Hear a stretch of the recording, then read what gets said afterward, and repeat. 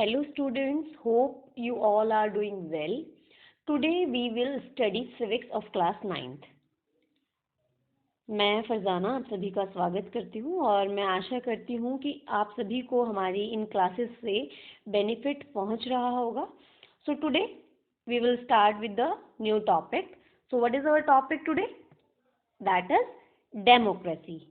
But इस topic को शुरू करने से पहले हमें कुछ बेसिक कॉन्सेप्ट क्लियर होने चाहिए. सो वो बेसिक कॉन्सेप्ट क्या है कि what is democracy. So simply democracy is a type of government. But do we know the meaning of government? So first we should have the meaning of government. What do you mean by government? Simple, government क्या होती है? अगर इसको बहुत ही simple शब्दों में देखा जाए, a government is a system. A government is a system or the group who officially control a country. Either community. कोई भी ऐसी चीज या कोई भी एक ऐसा सिस्टम जो किसी पर्टिकुलर कम्युनिटी या फिर किसी ग्रुप को कंट्रोल करता है, उसको हम गवर्नमेंट कहते हैं. So on the basis of this definition, government बहुत टाइप की हो सकती है. गवर्नमेंट आपकी डेमोक्रेटिक हो सकती है, मोनार्की गवर्नमेंट हो सकती है, डिक्टेटरशिप गवर्नमेंट हो सकती है, मिलिट्री गवर्नमेंट हो सकती है. मोनार्की गवर्नमेंट जिसमें आपके राजा या फिर रानी के वंश के तहत शासन चलता है. मिलिट्री शासन में आर्मी जो रूल होता है वो चलता है. एंड डिक्टेटरशिप में कोई भी एक व्यक्ति, कोई भी एक पर्सन वो पूरी कंट्री के ऊपर रूल करता है. सो हमारा जो टॉपिक है वो है डेमोक्रेसी. एंड इन सारे टाइप्स ऑफ गवर्नमेंट में से democracy is one of the best type of government. Y democracy is good? क्यों इसे अच्छा माना जाता है? सो इन्हीं सब चीजों को समझने के लिए first we will know the meaning of this term. Democracy की अगर सिंपलेस्ट डेफिनेशन देखी जाए, सो अब्राहम लिंकन ने बहुत ही सिंपल डेफिनेशन डेमोक्रेसी की दी है. That is Democracy is rule of the people, for the people, by the people. It means लोकतंत्र एक ऐसा शासन है जो कि जनता का शासन, जनता के लिए शासन, जनता के द्वारा शासन. It means ये सारा का सारा खेल it's all about people, is it? अगर आप इसका अकॉर्डिंग टू वर्ड मीनिंग देखना चाहते हैं, सो डेमोक्रेसी वर्ड डेमोक्रेटिया वर्ड से बना है जो कि ग्रीक वर्ड है और जिसको हम टू पार्ट्स में डिवाइड कर सकते हैं. As you can see, demos plus kratia. So demos मतलब होता है पीपल एंड क्रेटिया मतलब या cratia, you can say it cratia it's rule और the power. It means the rule of the people. So ultimately democracy is all about the people of the country. It's not all about the ruler, it's all about the people. ये सिर्फ जनता के बारे में है, जो जनता अपने लिए अपना रूलर खुद से चूज करती है. Is it done बच्चे? Okay. If we talk about a theoretical definition in a simpler way, so democracy is a form of government in which the government is elected by the people. Same वही जो पीछे चीज हमने discuss की थी उसको हमने थोड़ा सा सिंपलर फॉर्म में लिया है. सो अगर इस डेफिनेशन को हम थोड़ा सा डीपली एनालाइज करें, सो हमें क्या नजर आता है कि इसके अकॉर्डिंग, डेफिनेशन ऑफ डेमोक्रेसी के अकॉर्डिंग, पीपल अपने लिए क्या चूज करते हैं? रूलर. चूज करते हैं मीन्स इलेक्ट करते हैं. और कौन करते हैं? पीपल करते हैं. और क्या करते हैं? द फॉर्म ऑफ गवर्नमेंट, कि किस टाइप की फॉर्म ऑफ गवर्नमेंट होगी. लेकिन हम इन चीजों के बेसिस पे कैसे डिसाइड कर सकते हैं कि कोई भी गवर्नमेंट एक डेमोक्रेटिक गवर्नमेंट है? लाइक जो रूलर आपने चूज किए हैं, आप किस बेसिस पे उसको डेमोक्रेटिक रूलर कह सकते हो? या फिर जो इलेक्शन आपने कराए एक डेमोक्रेसी के लिए, क्या क्राइटेरिया है, किस तरीके से डेमोक्रेटिक इलेक्शंस को कंडक्ट कराना चाहिए? इसके अलावा Who will be the people? वो लोग कौन होंगे जो इलेक्शन करेंगे या जो इलेक्ट करेंगे? एंड इन सब बातों के बाद भी the main thing is that जो गवर्नमेंट बनाई जाएगी उसका क्या फॉर्म होगा, वो किस बेस पे वर्क करेगी, इन्हीं सब चीज़ों के आंसर से हमारा एक जो क्वेश्चन प्रिपेयर होता है वो है हमारा कैरेक्टरिस्टिक्स ऑफ डेमोक्रेसी। सो मैंने एक चीज़ आपसे पहले बोली, हमारा पहला एलिमेंट था ruler. So who will be the ruler? जिसको जनता इलेक्ट करेगी वही रूलर कहलाएगा। जिसको people will choose, the representative chosen by the people will be the main ruler. Done? Election कैसा होना चाहिए? Free and fair election.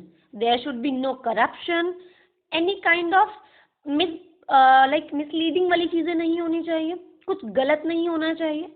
Okay? And who will be the people who will vote? कौन लोग होंगे जो vote करेंगे? Every person of the country, if they are above the particular age, जो भी उस कंट्री की पर्टिकुलर एज डिसाइड की गई है, अगर वो उतनी एज के हैं तो हर व्यक्ति वोट कर सकता है। So equal opportunity to vote, किसी को भी कलर, रिलीजन, आइदर किसी भी बेसिस पे उसको वोट देने से डिस्क्रिमिनेट नहीं किया जा सकता। एंड लास्ट पॉइंट क्या था आपका? Form of government. सो कैसी फॉर्म ऑफ गवर्नमेंट होगी? जो रूल ऑफ लॉ के अकॉर्डिंग काम करे। ऐसी गवर्नमेंट नहीं होगी जो अपने नियम बनाए, ऐसी गवर्नमेंट होगी जो हमारे कॉन्स्टिट्यूशन को, हमारे रूल्स को क्या करे? रिस्पेक्ट दे और उनको फॉलो करे।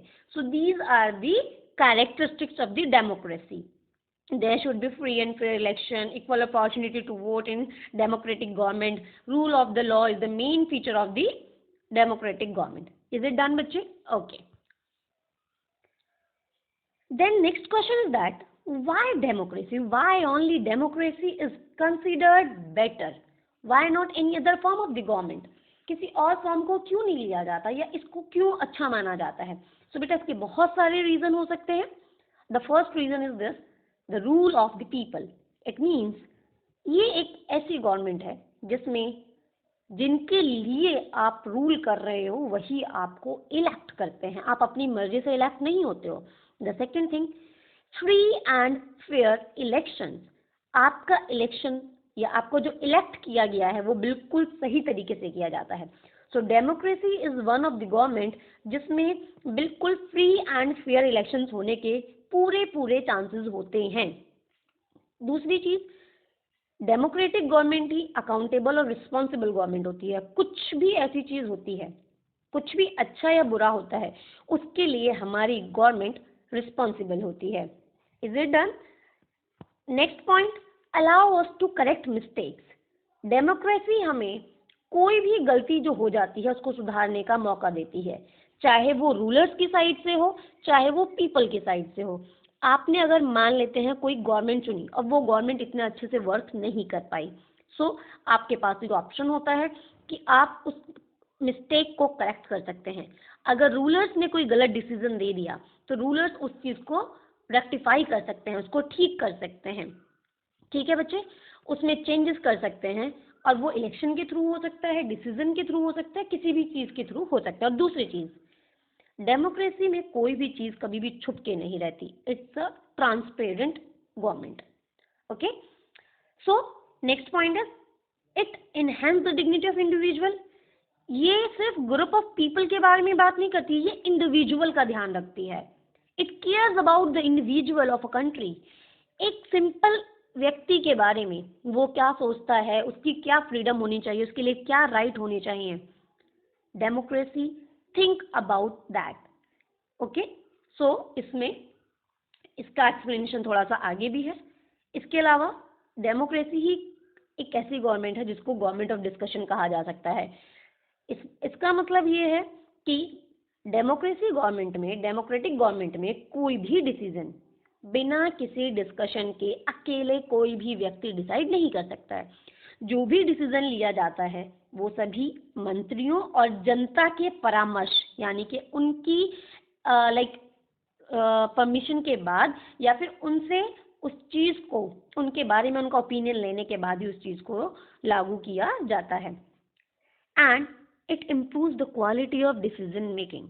It improve the quality of decision making. It means कोई भी डिसीजन जो हो रहा है, ऊपर वाले पॉइंट में से कुछ इसके लिए निकल के आता है कॉन्सेप्ट कि जो भी डिसीजन होगा उसकी quality means it will be a good decision. Why it will be a good decision? Because इसको किसी एक व्यक्ति ने या दो व्यक्तियों ने मिलके नहीं डिसाइड किया है। This thing has not been decided by some like by a single person. जो भी चीज होती है वो पूरी रिप्रेजेंटेटिव जिनको जनता ने अपने लिए चूज किया है वो उसको डिस्कस करते हैं, उसको अच्छे से डीपली उसके बारे में एनालाइज करते हैं और उसके बाद उसके क्या मेरिट्स एंड डीमेरिट्स हैं, मीडिया के थ्रू, जनता के थ्रू उसके ओपिनियन लेने के बाद ही उस चीज को लागू किया जाता है। क्लियर बच्चा? ओके, सो एक पॉइंट था उसमें मैंने थोड़ा और फोकस किया है, how democracy enhances the dignity of individual. A democracy safeguards the rights and belief of its citizen. Belief of its citizen. It means आप अगर एक डेमोक्रेटिक कंट्री के एक इंडिविजुअल पर्सन हैं तो भी आपका ओपिनियन मैटर करता है। आपकी फ्रीडम, आपके राइट्स, आपका ओपिनियन, आपका वोट, सब कुछ मैटर करता है। यू आर नॉट समथिंग जिसके ऊपर ध्यान नहीं दिया जाएगा और या फिर आपके ओपिनियन को वैल्यू नहीं दी जाएगी। आपकी इंडिविजुअलिटी की डिग्निटी को बनाए रखा जाता है डेमोक्रेसी में। ओके, सो बच्चे अभी आपका जो मेन है यहाँ पे समझने वाली बात कि जो टॉपिक हमने अभी कवर किया है उस टॉपिक में से क्या क्या चीज़ें हैं या क्या क्या क्वेश्चन इंपॉर्टेंट है जो बन सकते हैं और जिससे आपको समझ में भी आएगा कि इस पूरे टॉपिक में से हमें इन चीज़ों को अच्छे से ध्यान से देखना है। सो व्हाट इज डेमोक्रेसी आपको समझ में आया होगा एंड इट्स इंपॉर्टेंट क्वेश्चन। ये 1 मार्क में, 2 मार्क में, जिस भी हिसाब से एग्जामिनर चाहे पूछ सकता है। Democracy is better than any other form of government in responding to the need of the people. How? So इसमें आपका वाई डेमोक्रेसी वाला सारा आंसर आएगा। आपको इनको एक्सप्लेन करना है, इसको लिख लिख के देखिए, हेडिंग्स बनाइए, लिख लिख के देखिए, इसका एक्सप्लेनेशन दीजिए जिससे आपको आंसर को लिखने में काफ़ी हेल्प मिलेगी। Explain the main characteristics of the democracy. इसमें आपके जो मेन कैरेक्टरिस्टिक्स थे जो मैंने एक्सप्लेन किए हैं वो आएंगे। And the last question, democracy enhance the dignity of citizen. How? So you will have to explain it in your own way. This is your homework. आपको इसको अच्छे से लिख के देखना है ताकि आपको ये पता चले कि जो चीज़ आप सीख रहे हो वो आपको समझ में आ भी रही है या नहीं। किसी भी बच्चे को जिसमें जहाँ कंफ्यूजन हो रहा है कुछ टॉपिक में, so please you can comment me, आप मुझसे पूछ सकते हो। क्लियर? एंड बहुत बहुत आपका थैंक्स हमारी वीडियो को देखने के लिए। होप आप इससे काफ़ी फ़ायदा उठाएंगे अपनी पढ़ाई के लिए। सो अच्छे से पढ़ते रहिए। Thank you.